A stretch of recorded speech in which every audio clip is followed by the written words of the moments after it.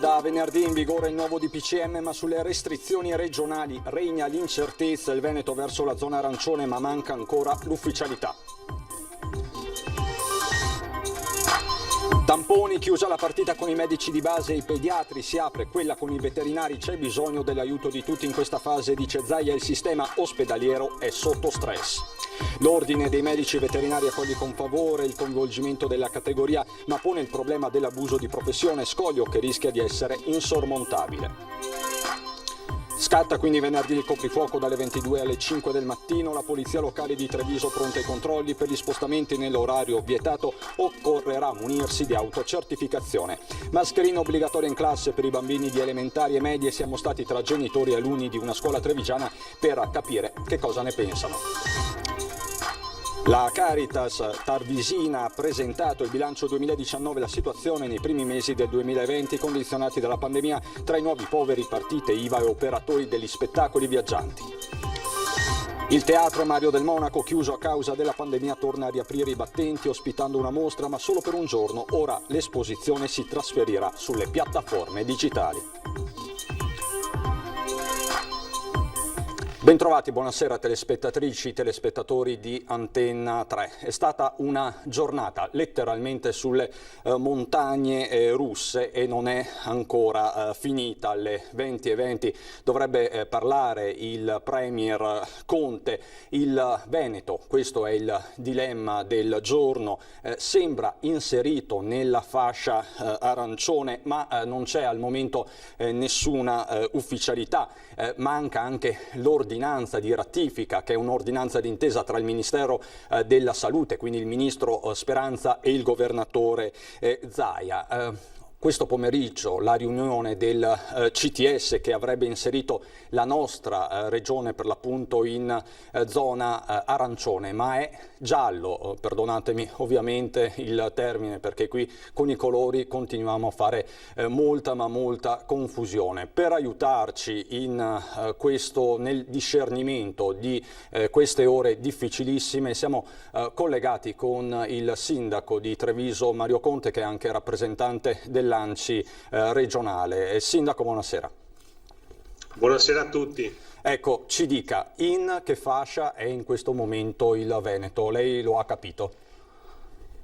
Cioè, in realtà non posso essere di grande aiuto, nel senso che noi sindaci, esattamente come i cittadini, siamo in attesa di capire quale sarà il risultato di questo algoritmo complicatissimo che è stato messo in piedi dal governo per capire se una regione è in zona rossa, arancione, gialla o verde. Il problema è che noi pare che siamo in bilico tra il verde e l'arancione. La differenza è abbastanza importante e riguarda diverse categorie merceologiche. Quindi, insomma, noi attendiamo fiduciosi di sapere in che fascia saremo, proprio per dare delle indicazioni precise ai nostri cittadini, che tra l'altro oggi, giusto per aggiungere un altro colore, erano abbastanza neri di rabbia perché non erano in grado di poter programmare la propria vita, le proprie attività, gli ordini dei prodotti e tutto quello che è legato alle proprie attività. Quindi una situazione davvero complicata, tanta confusione, tanta angoscia da parte dei nostri cittadini. C'è bisogno di chiarezza nel minor tempo possibile, perché c'è necessità di poter organizzare le proprie attività. Spieghiamo che rientrare in fascia arancione significa chiudere le attività di ristorazione per tutto il giorno, per esempio, e limitare ulteriormente gli spostamenti. Pare anche tra comuni, questo me lo conferma, Sindaco? Sì, il problema è che questa mattina è stato firmato il DPCM che doveva entrare in vigore dalla mezzanotte di oggi. Poi non hanno trovato, non sono riusciti a venire a capo appunto di questa definizione delle fasce colorate delle varie regioni, quindi il tutto è slittato a venerdì. Quindi grande confusione regna a livello governativo, che poi a cascata si viene trasmessa nei territori. Il problema è che poi i sindaci sono quotidianamente a contatto via telefono, via messaggio, via mail o personalmente con quegli imprenditori che oggi ci chiedevano: ma io domani mattina posso lavorare o non posso lavorare?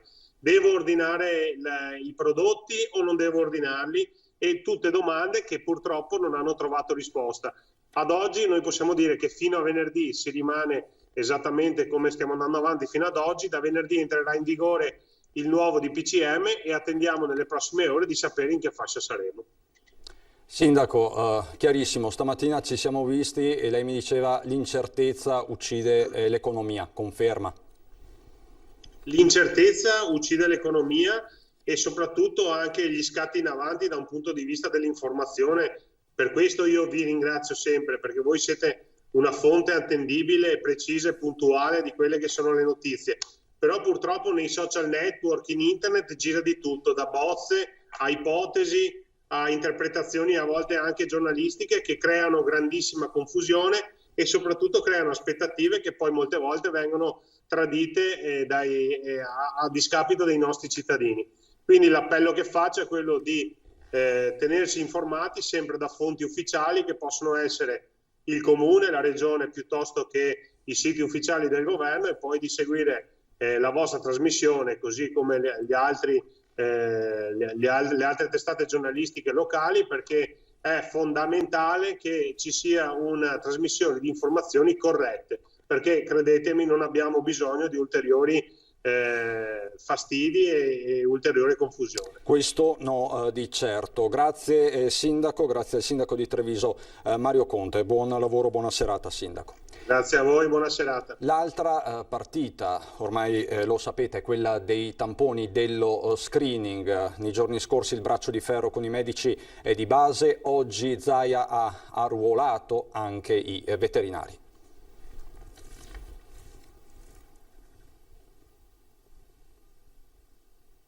Abbiamo bisogno dell'aiuto di tutti per fare tamponi. I test sono la base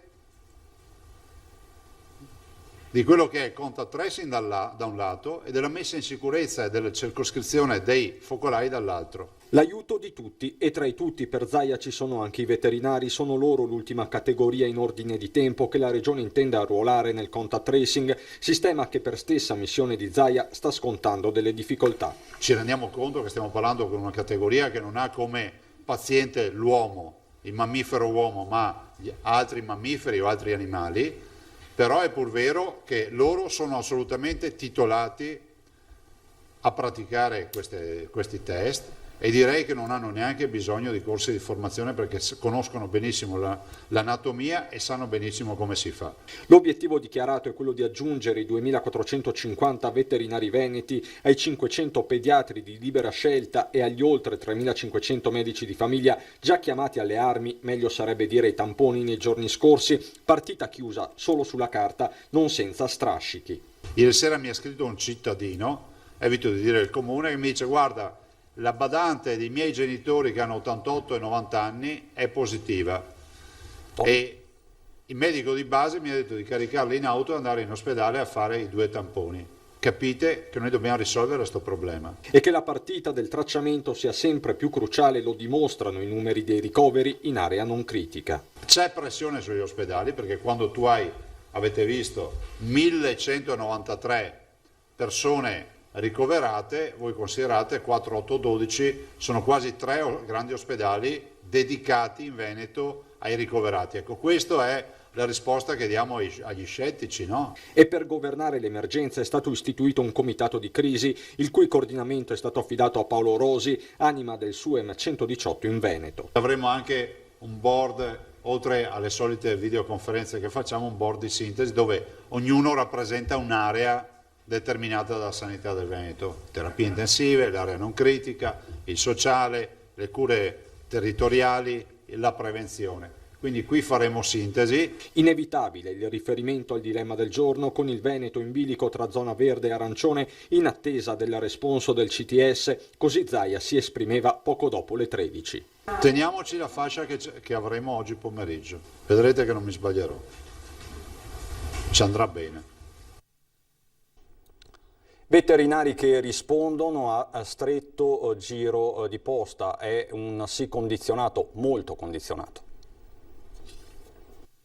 È un problema che ci è capitato così a caldo da poche ore e ci stiamo confrontando tra presidenti provinciali della regione per capire come affrontare questa, che definisco una proposta. Il presidente provinciale dell'Ordine dei Veterinari di Treviso, Alberto Ansoldi, accoglie positivamente la richiesta del presidente Zaia. La categoria, dice, è a disposizione oggi come già in primavera nel colmo della pandemia. È una proposta che apprezziamo dal punto di vista in questo momento così di emergenza quale la pandemia che stiamo affrontando, che venga anche chiesto l'aiuto della nostra categoria in quanto operatori sanitari, il fatto di essere coinvolti in questo momento sicuramente, come lo siamo stati l'anno scorso quando c'era stata chiesta la disponibilità per i respiratori. Il problema è che ci sono, al di là di quelle che sono le problematiche organizzative, c'è un problema grosso: incontrare un abuso di professione. Certo, noi abbiamo delle competenze, abbiamo una responsabilità professionale e questo è un ruolo che non ci compete. In caso di imprevisto, se nel corso del tampone si dovesse verificare una lesione, piccola o grande che sia, con quali strumenti il professionista potrebbe risponderne? Una posizione che è anche quella dell'Ordine dei Veterinari del Veneto e alla quale difficilmente, secondo Ansoldi, si potrà trovare soluzione. Questo è il nodo che bisogna sciogliere e non credo che ci possa essere, anche in questo momento così grave di emergenza pandemica che stiamo attraversando, una qualche legge regionale che possa ovviare a questo problema. La questione sarà sviscerata nel corso del confronto che ci dovrà essere tra Regione, Ordine dei Veterinari e sindacati. Poi ripeto, la nostra disponibilità all'aiuto assolutamente è sincero e sicuramente non è da mettere in dubbio. Ma resta aperto il fronte con i medici di base. A far rumore le parole di una dottoressa di Verona che di fatto, rivolgendosi a Zaia, ha detto che per fare un tampone basta fare un mini corso, non è necessario medico, vada lei, dice appunto riferendosi a Zaia e la sua giunta, a farli. Parole alle quali ha risposto ieri sera nel corso di Ring, la trasmissione di Ferdinando Avarino, l'assessore regionale Marcato. Questo medico, se vuole fare politica, fa come il sottoscritto, si candida, prende i voti dei veneti e poi fa l'assessore regionale, comunale, provinciale, fa il ministro, qui bisogna imparare una cosa: il virologo deve fare il virologo, il medico faccia il medico, io sono stato eletto dai veneti per fare il consigliere regionale e poi l'assessore. Non interferisco nel lavoro dei medici e lo ricordo sempre, i latini dicevano sutor ne ultra crepidam, calzolaio non oltre la scarpa. Qua se ognuno facesse il proprio lavoro sarebbe un paese migliore per tutti. Ieri lunghe code, oggi ancora un imprevisto al Covid Point di Altivole che ha subito un'interruzione imprevista delle connessioni delle postazioni informatiche del check-in di accesso, lo ha comunicato la stessa ULSS 2. I disagi sono iniziati poco dopo le 8 del mattino e sono rientrati soltanto nel primo pomeriggio alle 14. Gli utenti sono stati invitati a rivolgersi al Covid Point di Treviso. Poi ci sono le novità per il mondo della scuola. Il DPCM parla dell'obbligatorietà della mascherina anche al banco per elementari e medie. Siamo stati in una scuola trevigiana per capire qual è l'umore su questa ennesima iniziativa.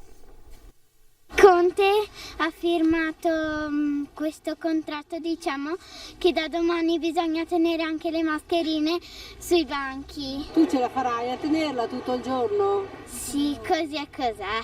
Sarà abbastanza brutto, già facciamo fatica oggi, figuriamoci domani tutto il giorno con la mascherina. E per la mensa dovremo portare le borracce, quindi non so. Penso che ormai siano già abituati, sono bravissimi, soprattutto i bambini delle elementari, li chiamano soldatini. perché sono molto più responsabili di noi adulti, quindi penso che non abbiano nessun problema. Non sono d'accordo, anche perché credo che sono d'accordo, così finisce prima. questo filtro possa nuocere alla loro salute. Credo che i bambini sì, facciano meno storie di noi, tutto sommato si adattano e quindi alla fine per loro diventa probabilmente più naturale di quanto possa essere per noi. Questa è l'impressione che ho con i miei figli. È giusto per conto mio, sì. Così siamo tutti più sicuri, dici? Sì. È normale che se tutto il giorno col freddo si deve tenere le stanze chiuse, il rischio è che comunque gli ambienti diventino meno salubri, quindi questo sì. Quindi è difficile anche fare una scelta di campo nel sì o nel no. Diciamo che preferirei spazi più distanti, mascherina tolta però a questo punto. Non so cosa pensare, sicuramente i bambini non saranno felici di tenere la mascherina tutto il tempo davanti alla faccia per 5 ore, però per arginare un po' la valanga, lo tsunami che ci aspetta, potrebbe essere utile. Gli Invisibili, la manifestazione regionale promossa da Treviso Imprese Unite in programma venerdì a Venezia è stata annullata. La comunicazione nel pomeriggio di oggi a causa delle nuove linee del nuovo DPCM. Il presidente di Treviso Imprese Unite, Penzo Aiello, dice anche questo DPCM non riuscirà a fermarci. La Caritas di Treviso ha presentato il bilancio sociale del 2019 e la situazione nei primi mesi del 2020, pesantemente condizionati dal lockdown. Le chiusure decise la scorsa primavera per arginare i contagi da Covid hanno generato nuove fasce di povertà, cittadini che all'improvviso si sono trovati senza reddito. Partite IVA, dipendenti e poi tanti lavoratori appartenenti al mondo degli spettacoli viaggianti che da un momento all'altro non avevano nemmeno la possibilità di portare il cibo in tavola. In una settimana abbiamo dovuto dare risposte anche a 10 famiglie, quasi 800 persone. Così Don Davide Schiavona, direttore della Caritas Tarvisina, racconta le difficili settimane nella prima fase di lockdown. Il periodo iniziale del lockdown ha ridotto veramente alcune persone in uno stato di povertà assoluta, che non è mancato il reddito, soprattutto per persone che avevano partita IVA, che quindi avevano un lavoro anche autonomo. Da un giorno all'altro si sono trovati proprio con l'impossibilità di provvedere ai bisogni essenziali della propria famiglia. Richieste d'aiuto che hanno subito un'impennata durante i mesi dell'emergenza, senza contare, ricorda Don Schiavona, tutto quel sommerso di cittadini che non hanno trovato il coraggio per rivolgersi alla Caritas. Un senso di pudore che ha accompagnato anche chi, invece, quei campanelli di Via Vernier è riuscito a suonarli. Erano smarrite, disorientate, che non avevano neanche la capacità, più di tanto, di chiedere aiuto, quindi con molto anche pudore. Adesso magari sono persone un po' molto stanche, affaticate anche di promesse che non si concretizzano. Altro fronte che si sono trovati ad affrontare i volontari della Caritas, che non si sono fermati nemmeno durante la fase più acuta dell'emergenza, quello dei più giovani, molti impossibilitati a seguire le lezioni online. Nel territorio ampio della nostra diocesi, diciamo che mediamente 3-4 ragazzi su 10 non hanno avuto la possibilità di seguire per mancanza di strumenti o perché nessuno poteva essere accanto a loro. Complessivamente il bilancio sociale della Caritas Tarvisina ha portato alla luce nel 2019 una lieve diminuzione rispetto all'anno precedente dei cittadini senza fissa dimora che hanno chiesto aiuto, ma contemporaneamente si è registrato un aumento del numero dei migranti finiti nella marginalità, percentuale passata dal 40% del 2018 al 67% del 2019. Questo, spiega Don Schiavone, è dovuto al fallimento dei decreti Salvini, che hanno smantellato la rete dello SPRAR e delle altre cose, ha provocato sì che queste persone siano finite nella marginalità perché nessuno le ha accompagnate in percorsi di integrazione. La cronaca: hanno tentato di rubare dalla cooperativa di Concio a Casale sul Sile una motosega elettrica dal valore di 200 euro nascondendola sotto il giubbotto. Sorpresi da un dipendente, lo hanno strattonato con forza per guadagnarsi la fuga, salendo poi a bordo di una Mercedes risultata di proprietà della moglie di uno dei due soggetti. I carabinieri hanno rintracciato ieri sera a casa e arrestato un cittadino marocchino di 34 anni di Mogliano e un trevigiano di 33 anche lui di Mogliano, entrambi già noti alle forze dell'ordine. E tra le misure del DPCM, ne abbiamo parlato anche con il sindaco Conte, ci sarà il coprifuoco dalle 22. Questo, lo ripetiamo, da venerdì. Si torna così all'autocertificazione. Dopo le 22 chi potrà uscire dovrà esibire l'autocertificazione. Torniamo un po' a quel periodo di marzo-aprile, quando per uscire si dovevano avere determinate giustificazioni come motivi di salute, motivi di lavoro e motivi di necessità. Quindi inizieremo sicuramente i controlli anche in base alle direttive che riceveremo dalla prefettura. Fatto il DPCM, scattano le nuove regole su tutto il coprifuoco alle 22 che riporta indietro le lancette dell'orologio alla primavera 2020. La polizia locale anche qui è pronta a fare la sua parte e si appella ai cittadini. Se ci sono delle regole vanno comunque rispettate, quindi rispettando le regole si potrà finalmente uscire da questo tunnel, quindi l'invito che facciamo è di attenersi scrupolosamente a quelle che sono le normative vigenti. In realtà qualcosa è già cambiato nel traffico della città, complici di PCM della seconda metà di ottobre, cartina di tornasole il PUT. E dal 24 di ottobre fino al 31 di ottobre c'è stata una netta diminuzione, quasi del 10%, siamo passati da 187.000 transiti al giorno a 169.000, quindi ben 18.000 transiti in meno. Quasi 90.000 quindi in una settimana, ma il traffico sembra l'unica voce a diminuire. Malgrado questa diminuzione l'inquinamento purtroppo non è diminuito e abbiamo registrato che anche gli incidenti non sono diminuiti, perché i 2 incidenti di media che capitano al giorno, malgrado questa diminuzione, di fatto si consumano ugualmente. Insomma, un PUT più libero porta a correre senza contare l'uso dei cellulari alla guida e la conseguenza, Covid o non Covid, non può che essere una. Quindi effettueremo ulteriori controlli anche col telelaser, anche sul PUT, come abbiamo annunciato anche recentemente, per evitare che questa diminuzione porti gli automobilisti a spingere troppo sull'acceleratore. Ancora cronaca subito dopo la pubblicità.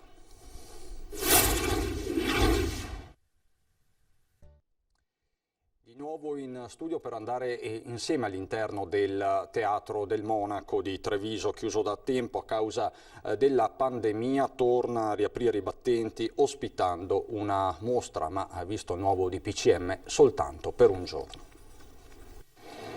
Porte aperte del Teatro Mario del Monaco. Se non può andare in scena uno spettacolo, può comunque ospitare una mostra. L'idea era stata lanciata dall'assessore alla cultura Lavinia Colonna Preti. Così è stata allestita l'esposizione. Oggi ha aperto i battenti e già stasera sarà costretta a chiudere. Oltre ai teatri, causa di PCM, sono sospese anche le mostre. Oggi riusciamo ad aprirla perché sicuramente per oggi questo divieto di apertura non c'è e da domani ci spostiamo anche per le mostre e anche per le visite guidate in modalità virtuale. L'assessore aveva postato l'iniziativa sui social, una mostra dei maestri artigiani fra sculture, oggetti in terracotta e vetro artistico. Insomma, un modo per far rivivere, anche se in maniera diversa, il teatro. È una mostra che associa all'ambito teatrale l'artigianato artistico. È un'idea che ci ha fornito gentilmente l'assessore Lavinia Colonna Preti e che noi abbiamo accolto con molto piacere, perché riuscire a valorizzare altri settori economici legati al fare artistico per noi è ovviamente molto interessante. Il teatro e le mostre dovranno chiudere i battenti, ma virtualmente riaprono subito. In programma numerose iniziative. Proseguiremo con altre operazioni in streaming che stiamo definendo. Avremo online in streaming lo spettacolo Romeo e Giulietta con Ugo Pagliai e Paola Gassman. Il teatro tiene duro, non molla nonostante tutto, nonostante i DPCM, nonostante la pandemia. Significa poter continuare a lavorare, significa poter continuare ad avere una professione viva e significa poter continuare a vivere. Celebrazioni in tono minore questa mattina a Treviso per la giornata delle Forze Armate per il 4 novembre. Sindaco, prefetto e forze militari hanno deposto la corona d'alloro davanti al monumento ai caduti. Nel pieno rispetto delle normative anti-Covid la cerimonia si è svolta davvero in pochi minuti. Unità, responsabilità, forza, 3 valori i nostri, ha detto a margine il sindaco di Treviso, Mario Conte. Adesso andiamo a Belluno.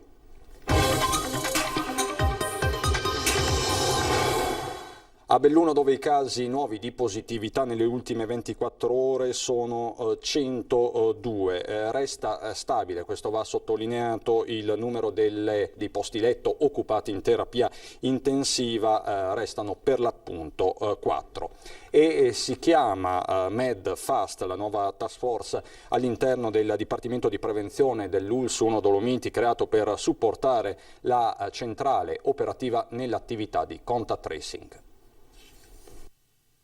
Chiamare la persona positiva, metterla in isolamento, emettere il certificato se necessario e fare un'intervista molto accurata per risalire ai contatti stretti, telefonare a questi ultimi per un'eventuale programmazione del tampone nell'arco temporale più idoneo. È l'elenco delle attività svolte da inizio pandemia dal personale della centrale operativa di contact tracing attiva al San Martino di Belluno, che nelle scorse settimane ha rischiato di andare in sofferenza in concomitanza con l'arrivo della seconda ondata della pandemia e che in questi giorni è stata affiancata da un gruppo di giovani medici neolaureati. Una task force che abbiamo chiamato Medfast, Med Giovani Medici, tutti medici in attesa di entrare nella scuola di specializzazione, laureati da poco, giovani assunti con un contratto libero professionale proprio emergenziale Covid, creando una stanza, una piccola centrale operativa nella quale questi giovani colleghi effettuano entro 24 ore, al più tardi un giorno e mezzo, 2, una telefonata a tutti i positivi. Un'intuizione felice che agevola la fatica, impegnata e consapevole in un momento di difficoltà del territorio, della regione, del paese,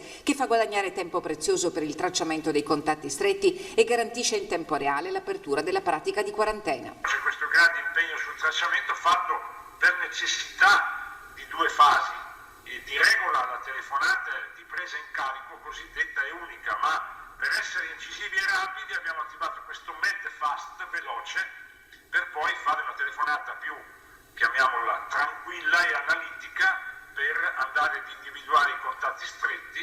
Siamo in una fase molto seria, dice il dottor Cinquetti, ma c'è anche consapevolezza diffusa a tutti i livelli. Adesso è la fase dei provvedimenti formali. I provvedimenti formali hanno una doppia finalità, una finalità intrinseca, cioè fare in modo che le persone non escano la sera, eccetera, eccetera, e una finalità pedagogica, dire ai cittadini la fase è seria, è necessario sì l'impegno delle istituzioni, ma è necessario l'impegno di ogni singolo cittadino. C'è poi la crisi da Covid e cartina di tornasole nel bellunese, è il settore dell'occhialeria che sta precipitando. I numeri sono davvero impietosi. I numeri impietosi hanno l'effetto di spade infuocate conficcate nel nucleo portante della manifattura bellunese. L'occhialeria sta vivendo un vero e proprio dramma. Dalla pandemia il mondo del lusso ha subito il peggior contraccolpo. Annullate le fiere internazionali, chiusi i negozi negli aeroporti nelle maggiori città di tutto il mondo, blocco del turismo verso il nostro paese a caccia di beni simbolo del Made in Italy. A un anno esatto dal debutto a Longarone sono tornati a riunirsi gli stati generali dell'occhialeria, un tavolo di confronto voluto dall'assessore regionale al lavoro Elena Donazzan per fare il punto su un settore di riferimento per il prodotto interno lordo nazionale che ha la peculiarità di avere la sua massima espressione produttiva proprio in Veneto.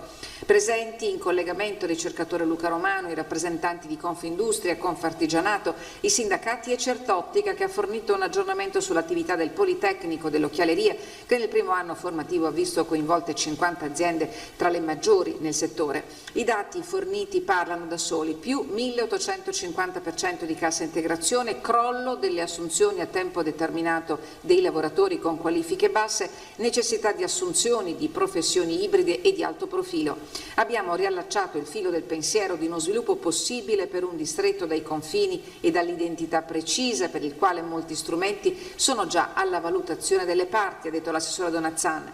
La conferma della crisi è arrivata oggi da Cerved, che ha presentato il rapporto 2020 delle piccole e medie imprese. Le proiezioni degli effetti dell'emergenza sanitaria sono pessimi per le aziende delle province di Belluno e di Venezia, dove la perdita di posti di lavoro è stimata, a seconda degli scenari, fra il 9 e il 13%. Insomma, una situazione davvero critica per l'occhialeria. Siamo alle battute conclusive, tiriamo un po' le fila di questa giornata. Non si sa ancora quindi al momento in che fascia è collocato il Veneto.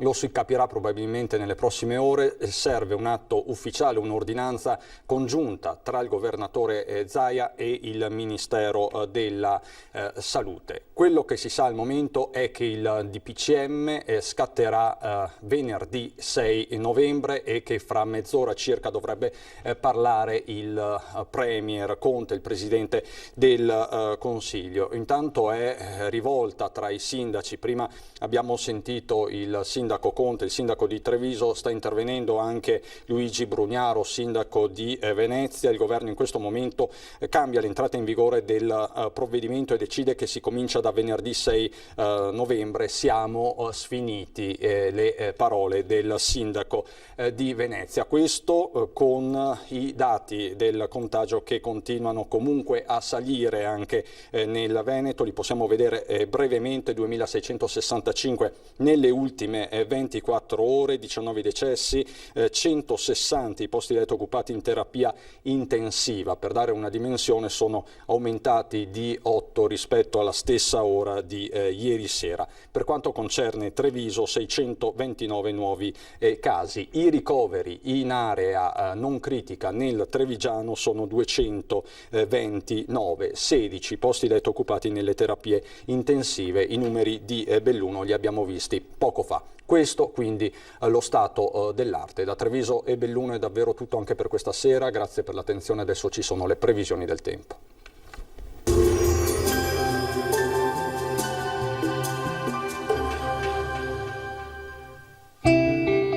Il cuore vive finché ha qualcosa da amare, così come il fuoco avrà qualcosa da bruciare. Bentrovati al meteo. La fase autunnale che stiamo vivendo è caratterizzata dalla presenza di un robusto campo di alta pressione che favorisce un tempo stabile ma molte nebbie al nord-est. Vediamo la situazione nel dettaglio. Sul Veneto la grafica di giovedì 5 novembre ci mostra un cielo disturbato purtroppo dalla presenza di foschie o nubi basse che gravano nei bassi strati dell'atmosfera, rendendo la giornata per lo più grigia. Non si escludono al pomeriggio degli spazi soleggiati. Temperature sopra la media stagionale, minime fino a 10 gradi, valori massimi compresi invece tra i 16 e i 18 gradi all'incirca. Ci spostiamo ora sul Friuli Venezia Giulia, dove avremo locali riduzioni della visibilità, sui monti invece alternanza di nuvole e rasserenamenti. Temperature minime tra 9 e 11 gradi, massime sui 17 e 18 gradi. Infine uno sguardo alla situazione del Trentino Alto Adige. La situazione però sarà diversa, perché qui avremo un ampio soleggiamento ovunque, con il cielo che si presenterà al massimo poco nuvoloso. Temperature minime sui 7 gradi, massime sui 17 all'incirca. Dal meteo di Antenna 3 per ora è tutto, grazie per l'attenzione e arrivederci al prossimo aggiornamento.